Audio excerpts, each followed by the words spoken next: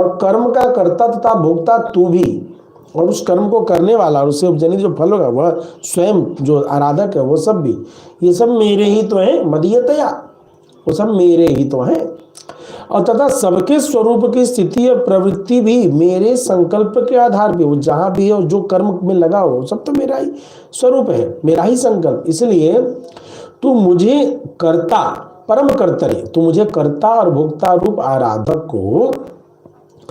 आराध्य रूप समस्त देवताओं को और आराधना रूप समस्त क्रियाओं को, जितने भी आराध्य जिसकी आराधना की जा रही है उन समस्त देवताओं को, और विधि जो है उस आराधना रूप समस्त कर्मों को, क्रियाओं को, इन सब को परम शेषी, शेषिनी परम कर्तरे, मुझ परम शेषी, परम स्वामी, परम कर्ता तुझ परमेश्वर में समर्पण कर, मुझ परमेश्वर में तू समर्पण किया कर, सर्वम समर्पय। तब मन नियाम्यता पूर्वक मच्छेष तैक रसताम आराध्यादेह च एतत्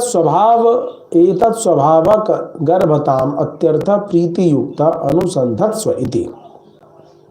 कहते हैं कि यह अनुभव करता रहे मुझ में अत्यंत प्रीति करके, क्या करे, प्रीति युक्त अनुसंधत्स्व, प्रीति करके अनुसंधान करे, भावना करे, क्या करे कि भगवान ही मेरा नियामक है, मन नियाम्यता, मेरे नियामक कौन है, भगवान, और मेरे मत शेषेक रसताम, मेरे एक स्वामी भी भगवान है, और उनकी अधीनता ही आराध्यादे है, और उनकी आराधना अधीनता ही एकमात्र मेरा रस है। तत् मत शेषतैक रसा, मैं उनका शेष हूँ, मैं उनका दास हूँ, ऐसा एक रस में मेरा जीवन का रस हो। और वे मेरे आराध्य देव, मेरे आराध्य देव हैं, आदि भी ऐसे ही स्वभाव से, और वे आराध्य देव और जितने भी अन्य आराध्य देव हैं, एतत् स्वभावक गर्भताम, ये सभी स्वभाव रूप से ऐसे ही स्वभाव से उत्पन्न है, अर्थात उनकी अवस्था, उनकी प्रकृति, उनका कर्म सब कुछ भगवान के अधीन ही है। ऐसा विचार करके आइए 28वें मंत्र को पढ़ते हैं। भगवान क्या कहते हैं, शुभाशुभ फलैरेवं मोक्षसे कर्म बंधनैः संन्यास योग युक्तात्मा विमुक्तो मामुपैष्यसि। भाष्यकार समझा रहे हैं इस मंत्र को कि एवं संन्यासाख्य योग युक्त मना आत्मानं मच्छेषतामन्नियाम्य तैकरसं कर्म च सर्वं मदाराधनम् अनुसंदधानो लौकिकं वैदिकं च कर्म कुर्वन् शुभाशुभफलैः अनन्तैः प्राचीन कर्माख्यैः बन्धनैः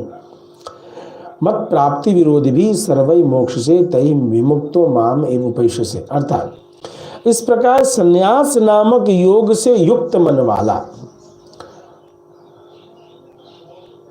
क्या करता है, वो आत्मा न मत शेषता मन नियाम्य तैक रसम, मत शेषता मेरी दासता को स्वीकार करता है, और अधीनता ही एकमात्र जिसका स्वभाव है वो मेरे अधीन हो जाता है, परम स्वामी के रूप में भगवान को, अपने आप को उनका दास समझता है।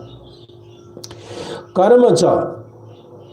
सर्वम मदाराधनम, और ऐसा अपने को समझकर समस्त कर्मों को मेरी आराधना समझता है। अनुसंधानो, और ऐसा अनुसंधान करता हुआ, ऐसा विचार करता हुआ,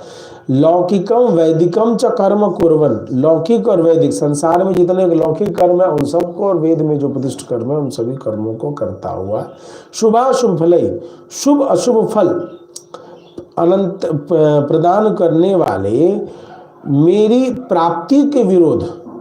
यानी जितने भी शुभ अशुभ फल जो प्राप्त करा रहे हैं वे सभी कर्म क्या, जब वो फल के रूप में शुभ अशुभ दूसरे परिणामों को दे देंगे तो फिर वो मुझे थोड़े देंगे। तो ये सभी क्या है, प्राचीन कर्माख्य बंधन, वो प्राचीन कर्म के जितने बंधन है जो मेरे प्राप्ति में विरोधी हैं, मेरी प्राप्ति में बाधा है, सर्वै मोक्ष से, इन सब बंधनों से वह छूट जाता है,